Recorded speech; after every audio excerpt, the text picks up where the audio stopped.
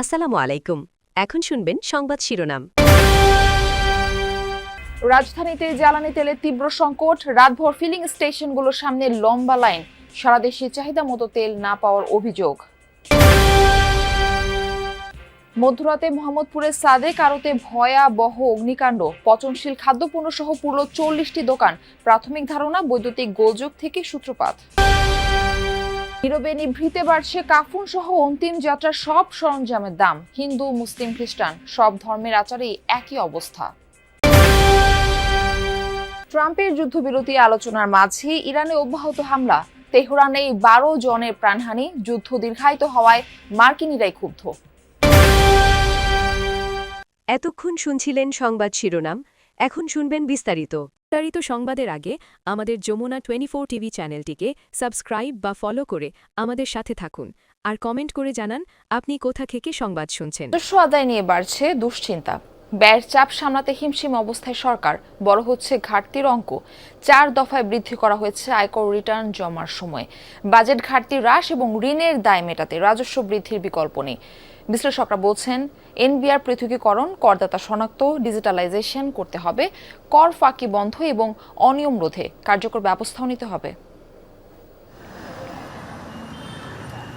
দায়িত্ব নিয়েছে নতুন সরকার, শুরুতেই বেড়েছে ব্যয়ের চাপ। অভ্যন্তরীণ আয়ে একক ভূমিকা রাখে জাতীয় রাজস্ব বোর্ড এনবিআর, কিন্তু নানামুখী সংকটে রাজস্ব আয়ে তৈরি হয়েছে স্থবিরতা। রাজস্ব আদায়ের জন্য বাজেটে যে লক্ষ্য নির্ধারণ করা হয় তা থেকে পিছিয়ে এনবিআর।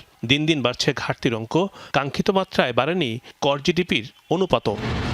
এমন অবস্থায় ঋণের দায় পরিশোধ, সরকারের পরিচালন ব্যয় নির্বাহ, বাজেট বাস্তবায়ন করতে রাজস্ব আদায় বৃদ্ধির বিকল্প নেই। তাই এনবিআরের দিকে নজর রেখেছে সরকার। 10-12 বছর ধরে যে রেভিনিউ কম হচ্ছে, কিন্তু আপনি জাতীয় খরচ বাড়াই দিচ্ছে, তাতে জাতীয় ঋণ বাড়ছে। এই সাইকেল থেকে রাষ্ট্রকে বের করতে হলে অবশ্যই এনবিআর ছাড়া তো কোনো উপায় নেই। 9 লক্ষ কোটি টাকা কিন্তু আমাদের অর্থনীতির দিকে আদায় করা খুব কঠিন কাজ নয়। শুধুমাত্র কেন করা যাচ্ছে না? কারণ এনবিআর এর সংস্কার হয়নি। আলটিমেটলি আপনাকে জনগণের কাছে যে আপনি কমিটমেন্ট করছে সেগুলি যদি পূরণ করতে হয়, তাহলে ডেফিনেটলি আপনাকে এনবিআর এর দিকেই তাকাতে হবে। চলতি অর্থ বছরে জিডিপি অনুপাতে রাজস্বের অবদান 8% উন্নীত করার লক্ষ্য ঠিক করে সরকার, কিন্তু তার জন্য যে পরিমাণ রাজস্ব আদায় প্রয়োজন তা হচ্ছে না। আবার ঋণ কার্যক্রম চলমান রাখার জন্য প্রতি বছর জিডিপির 0.5% হারে রাজস্ব বৃদ্ধির শর্ত দিয়েছে আইএমএফ, কিন্তু তাও অর্জন করা কঠিন।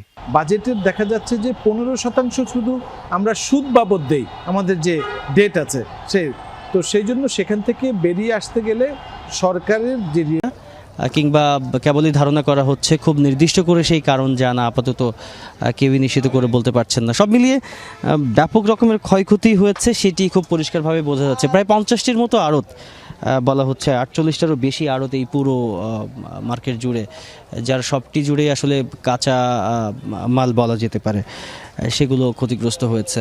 এবং একজন ব্যবসায়ী যেমনটি বলছিলেন যে 20 থেকে 25 লাখ টাকার ক্ষয়ক্ষতির আশঙ্কা করছেন। যেই অগ্নিকাণ্ডের সূচনা, তারপরে ফায়ার সার্ভিসের সেই আগুন নেভানোর যে তৎপরতা কার্যক্রম, সব মিলিয়ে বেশ লম্বা একটি সময় ধরে জ্বলেছে পুরো মার্কেটের আগুন, এবং সেটি পরিষ্কারভাবে দেখলেই বোঝা যাবে। বিশেষ করে যে টিনগুলো রয়েছে সেগুলো দেখলে খুব পরিষ্কারভাবে ধারণা পাওয়া যাবে যে ভীষণ রকম একটা কঠিন সময় অতিক্রান্ত হয়েছে এই সাদেক মার্কেটের যারা ব্যবসায়ী রয়েছেন তাদের। তবে যেটি বিষয় হচ্ছে, এরকম অগ্নিকাণ্ড আমরা প্রায়শই দেখে থাকি। এগুলোর ব্যাপারে আসলে প্রত্যেকের অবস্থান থেকে সতর্ক হওয়া দরকার, আর সতর্কতাই কেবলমাত্র আমাদেরকে এরকম দুর্ঘটনার হাত থেকে রক্ষা করতে পারে। ঈদের ছুটি শেষে কর্মস্থলে যোগ দিতে রাজধানী ঢাকায় ফিরতে শুরু করেছেন দক্ষিণাঞ্চলের মানুষ। যাত্রীদের ভিড়ে জমজমাট সদরঘাট লঞ্চ টার্মিনাল। দক্ষিণাঞ্চলের বিভিন্ন এলাকা থেকে সন্ধ্যায় ছেড়ে আসা লঞ্চ ভোরের দিকে সদরঘাট টার্মিনালে পৌঁছায়। এ সময় যাত্রীরা জানান নির্ধারিত ভাড়া এবং বিনা ভোগান্তিতে ফিরতে পেরেছেন তারা। কেউ পরিবার নিয়ে, কেউ বা একাই ফিরছেন জীবিকার তাগিদে। জানান পরিবারের সবাইকে নিয়ে উৎসব উদযাপন শেষে নির্বিঘ্নে ফিরেছেন ঢাকায়। 17 থেকে 23 তারিখ পর্যন্ত ছিল সরকার ঘোষিত ঈদের ছুটি। আমাদের কালকে অফিস খোলা ছিল, আজকে আমার অফিস করতে হবে, সেজন্য চলে আসা। আমাদের তো কর্মজীবন, চাকরি করি, ছুটির সময় শেষ, এই জন্য চলে আসতে বলছে। না হলে তো কেউ আসতে মন চায় না পরিবার ছেড়ে। যাতায়াত ব্যবস্থা মোটামুটি ভালো। ঈদ উপলক্ষে ভাড়াও একটু কম, আগে 500 টাকা নিতে এখন 450 টাকা নিচ্ছে। সুস্থভাবে আসতে পারছি ভালো। চাল, ডাল, তেলসহ নিত্য প্রয়োজনীয় জিনিসের দাম বাড়লে সারা দেশে আলোচনা সমালোচনার ঝড় বয়ে যায়। সরকার উঠে পড়ে লাগে বাজার নিয়ন্ত্রণে। ভোক্তা সংরক্ষণ অধিদপ্তর, নির্বাহী ম্যাজিস্ট্রেট সহ উচ্চ পর্যায় থেকে শুরু হয় বাজার মনিটরিং সহ কত কিছু। কিন্তু শেষ বিদায়ের প্রয়োজনীয় সবকিছুর দাম যে নীরবেই বাড়ছে, সে খবর কতজন রাখছেন? মৃত্যুর পর বিদায় বেলায় খরচ কতটা বাড়ল? বংশ পরম্পরায় মুসলিম মরদেহ দাফনের জন্য কবর খনন করেন বরিশালের আব্দুস সালাম। পিতার হাত ধরে এ কাজে তিনি, সঙ্গী ছোট ভাই ও নিঃসন্তান। কবর খনন ও মরদেহ দাফন বাবদ পারিশ্রমিক 500 টাকা থেকে শুরু হয়ে এখন ঠেকেছে 3500-এ। আমি যাওয়ার পরে আমার আবার লোকজন বাড়িয়ে গেছে, আব্বা একলা করছে, আর আমার লোক আবার 3 জন হয়ে গেছে। কারণ সেক্ষেত্রে আমার একটু খরচা বাড়িয়ে গেছে, বাসের দাম দিনে দিন বাড়িয়ে গেছে, ওগুলার দামও বাড়ছে। আর না কি করবো, কারণ আমারও এদিকে একটু বাড়াইছে। দাফন কাফনে প্রয়োজনীয় বাঁশ, হোগলা, সাদা কাপড় সবকিছুরই দাম দিন দিন বাড়ছে। আর গোরস্থানে দাফনের জন্য নির্ধারিত জায়গার পরিমাণ কমছে। কবরের জন্য 7.5 ফুট দৈর্ঘ্য ও 4 ফুট প্রস্থের জমির দাম ছাড়িয়েছে লাখ টাকা। ক্রয়কৃত জমিতে পরবর্তীতে পরিবারের কোনো সদস্যকে দাফন করতেও গুনতে হয় 5000। মার্কিন প্রেসিডেন্ট ডোনাল্ড ট্রাম্পের চলমান যুদ্ধবিরতি আলোচনার দাবির মাঝে ইরান অব্যাহত যৌথ বাহিনীর হামলা। মঙ্গলবার শুধু রাজধানী তেহরানে ঘটল 12 জনের প্রাণহানি। এছাড়া অন্যান্য শহরে চালানো হামলায় হতাহতের সংখ্যা অর্ধশতাধিক ছাড়িয়েছে। লেবাননে আগ্রাসন অব্যাহত রেখেছে ইসরায়েলি বাহিনী। 24 ঘন্টায় কমপক্ষে 33 জনের প্রাণ গেছে হামলায়।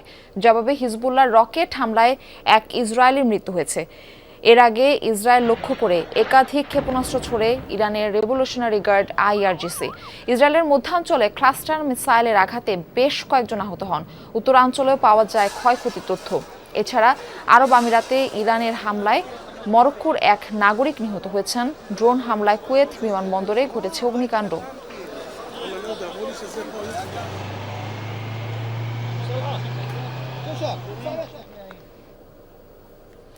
চলমান যুদ্ধবন্ধে শান্তি আলোচনার প্রস্তাব দিয়েছে পাকিস্তান। সোশ্যাল হ্যান্ডেল এক্সে বিষয়টি উত্থাপন করেন পাকিস্তানের প্রধানমন্ত্রী শেহবাজ শরীফ।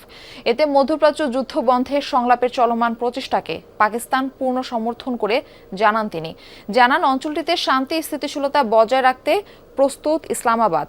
এর আগে মার্কিন প্রেসিডেন্ট ডোনাল্ড ট্রাম্পের সঙ্গে ফোন আলাপে ইরান যুদ্ধবন্ধে মধ্যস্থতার চেষ্টা করেন পাকিস্তানের chief of army staff Asim Munir. একাধিক কূটনৈতিক সূত্রের দাবি, চলমান যুদ্ধ বন্ধে আলোচনার জন্য চলতি সপ্তাহে ইসলামাবাদে বৈঠকে বসতে পারে ওয়াশিংটন, তেহরান।